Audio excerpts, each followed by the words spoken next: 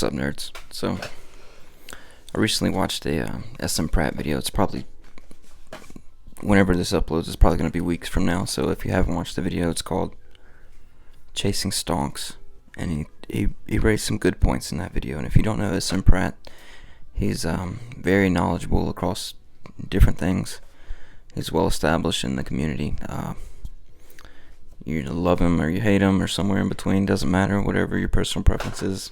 As far as my preference, I like to, if I invest my time in something, time, money, resources, whatever, I like to learn as much about that thing as possible across the board, different factions, wherever you're at, wherever you go.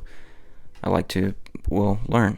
And to get the full grasp on things, you have to listen to everyone and make your own decisions accordingly.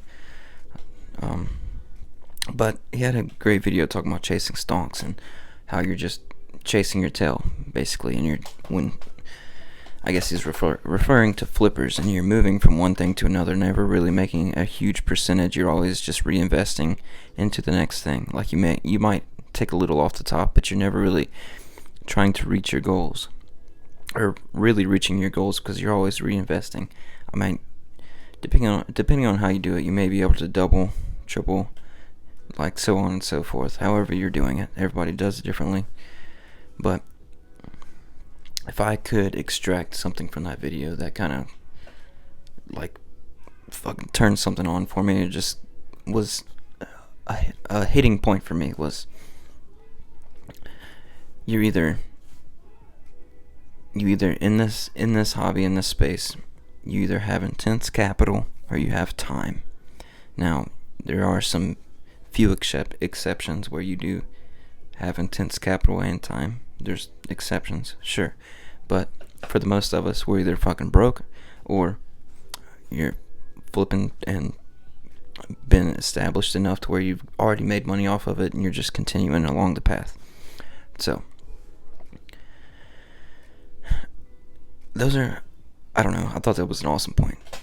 Either you've got time in this hobby where you're just casually collecting, you're not really picking up huge amounts of anything or specific products of something, you're just following what your heart likes, what your mind thinks is best for you to pick up at the time, and you're holding that, be it cards, be it sealed product, and you're waiting on time to have that investment grow, whether you're investing in just single cards, eventually 20 years from now, we don't know what the fucking hobby holds, what the world's gonna be. So I'm in support of Pokemon in 20 years, because I'm putting my time, I'm putting my effort into this place, and I really enjoy it. It's an escape. You get to meet like-minded people that are trying to, in a way, escape the world that they're in by reliving something else. Like, it's fun. We all know that. That's why we're here. We enjoy it. So, and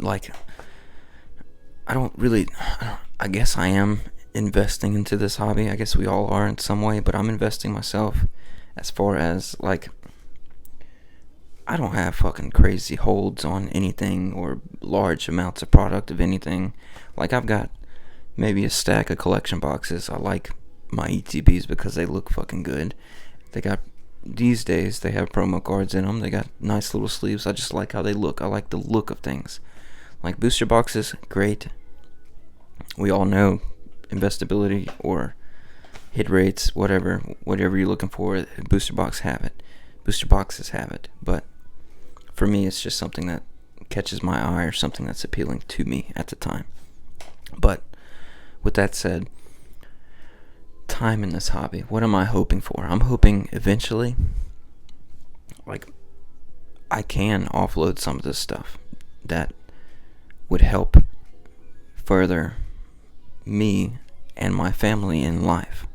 Like, eventually have my X1 haptic boot suit in full dive fucking VR chilling on a beach somewhere because I invested my time in this place. That I tried to learn all that I could, made educated decisions, picked up what I liked, as well as what other people liked. there's always going to be people that like something, people that don't like something. It's going to just call it a 50-50 split.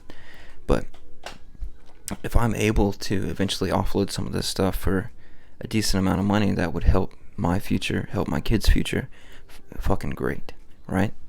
Or even if I offload it to my kids, they can do what they want with it, but they'll be, before I give it to them, you're gonna be damn sure they'll be educated on what I'm giving them. So there's that. That's the time. Even if you're just collecting binders, you don't pick up sealed. You're not investing in sealed product. You're just collecting cards. You'd still want your cards to hold value personally and monetarily, because why not? It's a collection that you love. Why not have something you love have value besides it just being, I mean, if we're being real, people love to see their collections go up monetarily, like realistically, because why not? That's a good thing. Even if you don't plan on selling, even if you don't want to offload your shit, if you want to take your binders to your grave with you, you'd still revel in the fact that, hey, something that I've got, something that I love, something that I put my time in is worth a decent amount, because it just is what it is. Some will say no, but I mean, whatever. I don't believe it. Like, I mean, maybe there's some outliers. There's always outliers, but whatever. Okay. Intense capital. There's I'm being real. There's factions within this place, and I think it's crazy. We're deep rooted in what we believe and what we want and what we're sticking to our guns. And there's, I don't know, fight the establishment. I don't want to say that, because what's the establishment besides the Pokemon Center? But at the same time, there are established people that have been here for a long time and that have gained their collections over time, which makes them established. Like, they didn't just fucking do this shit overnight, but that goes to the intense capital part of things. If you have intense capital, you can establish yourself rather quickly. And I think we've seen a couple people that have done that. You can fucking get anything and everything that everybody loves rather quickly, but how fast are you going to be able to flip that thing that you just got for 2x profit immediately? Like, it's still a time game. I don't really know where I'm going with this.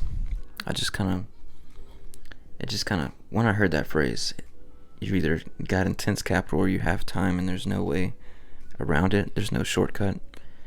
It kind of resonated with me a little bit. But as far as chasing your tail and chasing stonks, I don't know how these guys do it and how they enjoy it. I mean, there's some outliers that are making quite the profit on these things, but in order to keep making profit, you have to keep investing, and you have to keep chasing. You have to keep figuring out what the next thing is, what everybody else loves, what everybody else hates. And it's a never-ending game. And I don't see the fun in that. Maybe, I mean, some people live for the thrill of the money and what they're gaining from it, sure. But I personally don't. I can't see the fun in it. Like, you're never collecting what you like. I mean, unless you're selling only what you like, which, if that works for you, okay, but you're selling it, so if you like it that much, then you must not like it that much. So, if you're selling it constantly. But it's just crazy to think about, and I hope these guys that are chasing their tails eventually, I hope they're having fun. I hope they're enjoying themselves, but I couldn't do it, not personally. I couldn't put in it. I mean, call me lazy, but I couldn't put in that work to fucking do that. That's too much. That's a never-ending fucking story, for real. Like,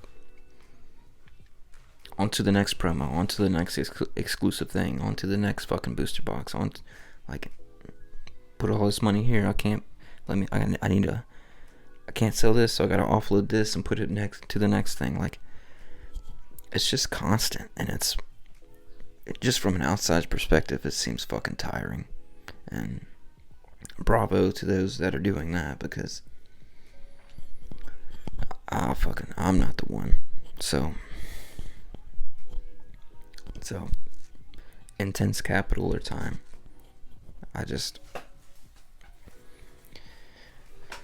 Something to think about, something fun to think about, something to talk about.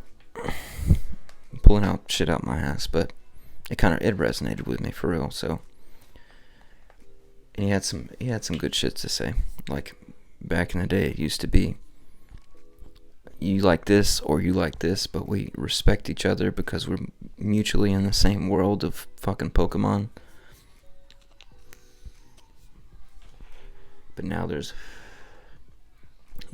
a divide, and it's pretty clear. But there's valid reasons for that divide at the same time. So with all these things, there's contradictions. There's always variations, variables. But